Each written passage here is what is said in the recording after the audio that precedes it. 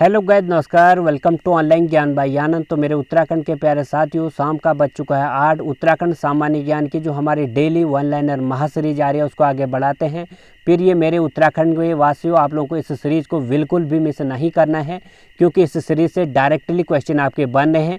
आपको हर रोज़ हम रात 8 बजे इस सीरीज़ को प्रोवाइड करते हैं, जिसमें उत्तराखंड सामान्य ज्ञान के बहुत इंपॉर्टेंट सवाल हम रखते हैं विद इम्पोर्टेंट फैक्ट के साथ। उस प्रश्न से जुड़े हर फैक्ट को आपको अवगत कराते हैं, ताकि जो प्रश्न है किसी भी माध्यम से आता है, कोई घुमा फिरा कर आपका प्रश्न हल हो जाए। पिछले पार्ट यानी आज हमारा यह 48-49वां पार्ट है। यदि आपको 48 पार्ट देखने हैं तो इसी वीडियो के डिस्क्रिप्शन बॉक्स में यदि आप जाते हैं तो ऑल पार्टों को एक ही प्लेलिस्ट में हमने वहाँ पे डाला है, ताकि आप लोगों को सुविधा के लिए सारे पार्ट एक ही प्लेलिस्ट में उपलब्ध हो जाए। चलिए शुरू करते हैं आज की इस धमाकेदार वन लाइनर सीरीज को। पहला प्रश्न, हिमालय दर्शन योजना का शुभारंभ कहाँ पर हुआ था? तो हिमालय दर्शन योजना का शुभारंभ हमारे उत्तराखंड में हुआ साथियों 7 फरवरी 2015 को। जैसे आपको बता दें, हिमालय दर्शन योजना का उद्देश्य था आम नागरिकों को कम खर्च में हिमालय दर्शन कराना। हिमालय दर्शन योजना का जो है उद्देश्य उत्तराखंड सरकार ने रखा था, और इसका शुभारंभ कब हुआ? 7 फरवरी 2015 को। जैसे साथियों, उत्तराखंड सरकार एक न एक कल्याणकारी योजनाएं हर वर्ष निकालती है। एक 2014 में भी एक महत्वपूर्ण कल्याणकारी योजना थी, मेरा बुजुर्ग तीर्थ योजना। इसका उद्देश्य था जो 60 साल से अप वाले बुजुर्ग हमारे उत्तराखंड के लोग हैं, उनको जो चारों धाम है तीर्थ यात्रा मुफ्त में कराने का था। तो इस तरह से ऐसे ही हिमालय दर्शन योजना भी थी, जिसका उद्देश्य आम नागरिकों को कम खर्च में हिमालय दर्शन कराना था, और इसकी शुरुआत कब हुई? 7 फरवरी 2015 को। अगला सवाल, बद्री द क्लाउड फिल्म के निर्माता और निर्देशन कौन है और यह किस पर आधारित है? तो ये बद्री द क्लाउड नहीं है, बद्री द क्लाउड फिल्म के निर्माता। तो बद्री द क्लाउड फिल्म के निर्माता हैं संजय सिंह जी साथियों, और इनकी जो फिल्म थी वह उत्तराखंड के पलायन पर आधारित थी। पलायन का मुद्दा हमारे उत्तराखंड का सबसे बड़ा मुद्दा है। किस तरह से रोजगार का अभाव होने के चलते हमारे उत्तराखंड के वासी साथियों बाहर जाते हैं काम के लिए, और वहीं बस जाते हैं अपने गाँव। हमारे गाँव वीरान हो रहे हैं, आप लोग सब जानते हो। तो इसी को दिखाया था संजय सिंह जी ने अपनी फिल्म बद्री द क्लाउड में, और यह फिल्म किस पर बनी है? पलायन पर आधारित है। अगला सवाल, कड़वा आश्रम किन पर्वत पादों पर स्थित है? तो कड़वा आश्रम है हमारा हेमकूट और मणिकूट पर्वतों के मध्य।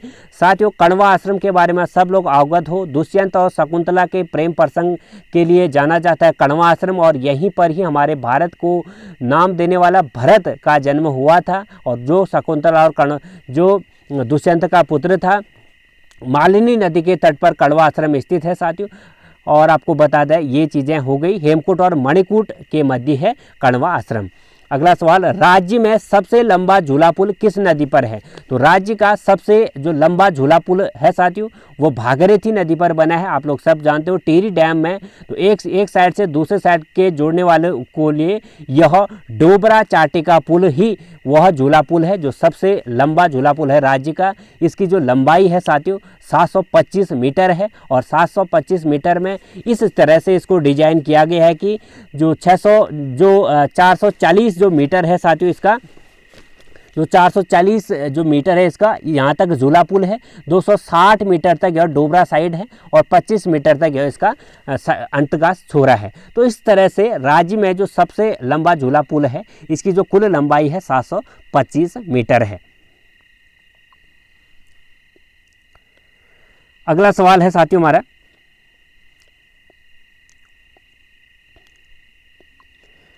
राज्य में ये तो हो गया। राज्य का कौन सा क्रांतिकारी प्रेम प्रकाश मुनि नाम से प्रसिद्ध था? तो राज्य का कौन सा क्रांतिकारी प्रेम प्रकाश मुनि के नाम से प्रसिद्ध था? इंद्र सिंह गढ़वाली। तो इंद्र सिंह गढ़वाली को प्रेम प्रकाश मुनि के रूप में हम जानते हैं। कुमाऊं परिषद के 7वें अधिवेशन की अध्यक्षता किसने की? तो कुमाऊं परिषद का जो 7वां सम्मेलन था उसकी अध्यक्षता की थी बैरिस्टर मुकुंदलाल ने, और यह 7वां अधिवेशन कब हुआ था? 1936 में। साथ ही कुमाऊं परिषद की स्थापना कब हुई थी? 1917 में हुई थी, और किसके द्वारा हुई थी? जयदत्त दोषी के द्वारा अल्मोड़ा में हुई थी। इसके कुल 7 अधिवेशन हुए। 1927 में इसका कांग्रेस में विलय हो गया था। बैरिस्टर मुकुंदलाल ने इसकी अंतिम अधिवेशन की अध्यक्षता की थी। किस व्यक्ति ने वेगार प्रथा में श्रम की चोरी कहा था? तो कुली वेगार प्रथा और वेगार प्रथा को श्रम की चोरी कहने वाला व्यक्ति का नाम का आपको बताना। तो कार्ल मार्क्स ने श्रम की चोरी वेगार प्रथा को कहा था। शेर के डांडा नैनीताल पर राजकीय वेधशाला का निर्माण कब किया गया? तो 1954 में वाराणसी शहर में साथियों राजकीय वेधशाला की स्थापना की गई।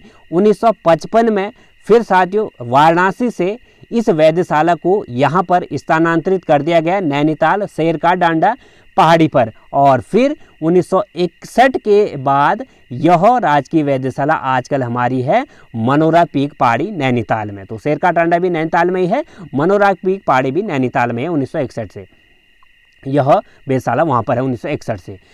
वेगार आंदोलन के स्मरण किसकी अप्रकाशित रचना है? तो किसकी अप्रकाशित रचना है वेगार आंदोलन के स्मरण संस्मरण? साथियों मंगत राम खंतवाल जी ने वेगार आंदोलन के लिए एक रचना लिखी थी जिसका नाम था वेगार आंदोलन के संस्मरण। अगला सवाल, तरुण पर्यावरण विज्ञान संस्थान राज्य में कहाँ स्थित है? तो तरुण पर्यावरण विज्ञान संस्थान राज्य में है टुंडा उत्तरकाशी में। राज्य के किस स्थान पर प्राचीन नाम राज्य के किस स्थान का प्राचीन नाम मोतेश्वर था? तो मुक्तेश्वर का नाम प्राचीन नाम जो है मोतेश्वर था। राज्य का पहला संस्कृत महाविद्यालय कौन सा था? तो राज्य का पहला संस्कृत महाविद्यालय की स्थापना 1887 में पौड़ी जनपद में हुई थी जिसका नाम रखा गया था क्यूकालेश्वर संस्कृत महाविद्यालय। राज्य के किस स्थान का उपनाम सुनहरी घाटी है? तो राज्य के किस स्थान का नाम सुनहरी घाटी है? बागेश्वर का। राज्य के किस स्थान का उपनाम सुनहरी घाटी है? बागेश्वर का। श्री गंगा सेवा और पर्यावरण संरक्षण समिति राज्य में कहाँ स्थित है? तो श्री गंगा सेवा और पर्यावरण संरक्षण समिति राज्य में टिहरी गढ़वाल में स्थित है।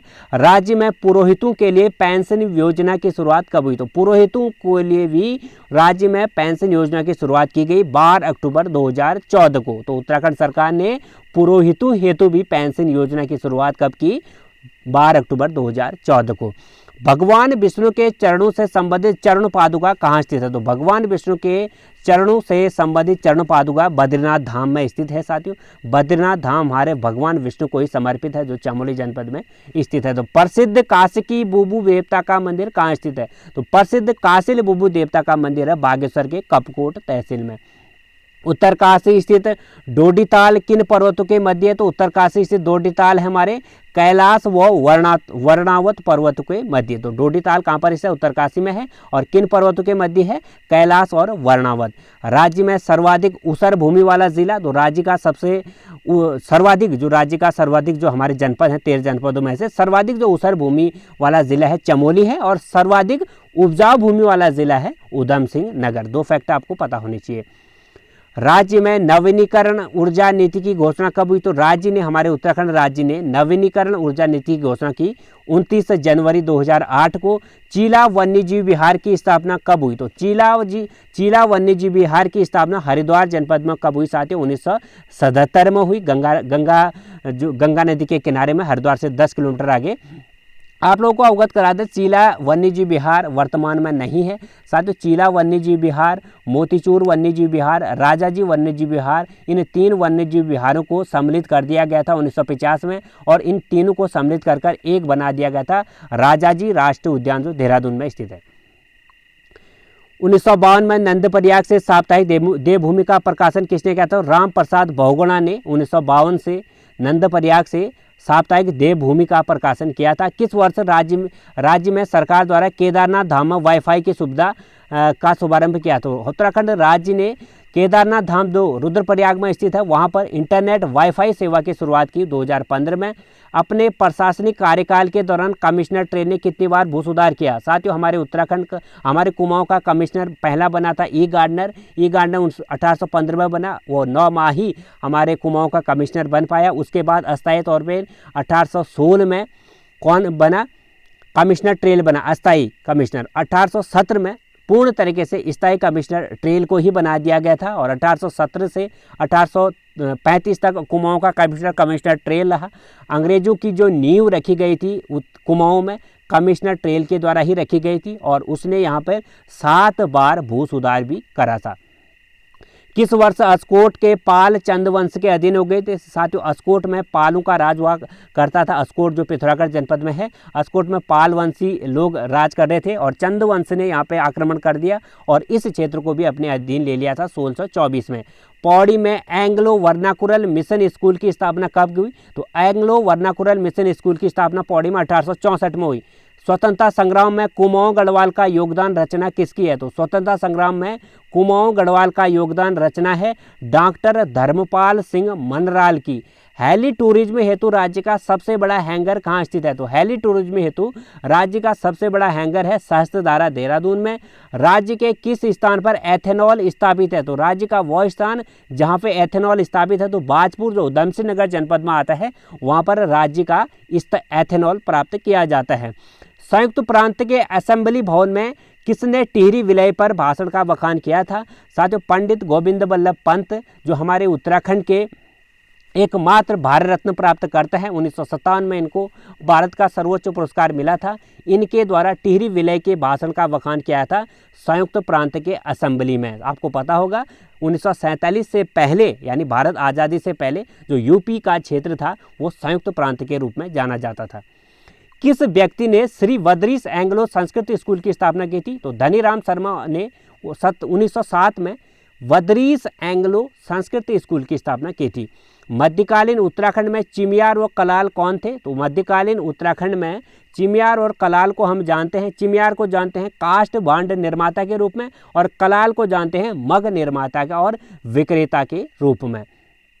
किस वर्ष पंडित नेहरू ने गढ़वाल यात्रा की थी? तो पंडित जवाहरलाल नेहरू साथियों हमारे उत्तराखंड के गढ़वाल क्षेत्र में आए थे, दुगड्डा क्षेत्र में, दिसंबर 1936 में। रुद्रपुर में प्रवाहित होने वाली नदी का नाम आपको बताना, तो रुद्रपुर में प्रवाहित होती है कल्याणी नदी। राज्य के किस मेले को डांडा जातिर भी कहा जाता है? तो देवरानी मेला रवाई में जो लगता है उसको हम डांडा जातिर भी कहते हैं। उत्तराखंड में ER सेवा का जो शुभारंभ किया था किसके द्वारा किया गया था और किस विभाग के द्वारा?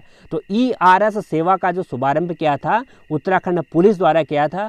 राज्य के किस स्थान पर त्रिमुखी भग्न मूर्ति स्थापित है? तो राज्य में त्रिमुखी भग्न मूर्ति स्थापित है सोमेश्वर में। साथियों, ये हो चुके हैं आज के हमारे वन लाइनर उत्तराखंड सामान्य ज्ञान के सवाल। कैसे लगे हमें कमेंट सेक्शन में ज़रूर बताएं। अच्छे लगे तो लाइक करना, अपने दोस्तों को शेयर करना मत भूलिएगा। नए हो तो चैनल को सब्सक्राइब, बगल में बेल आइकन ऑन जरूर करें।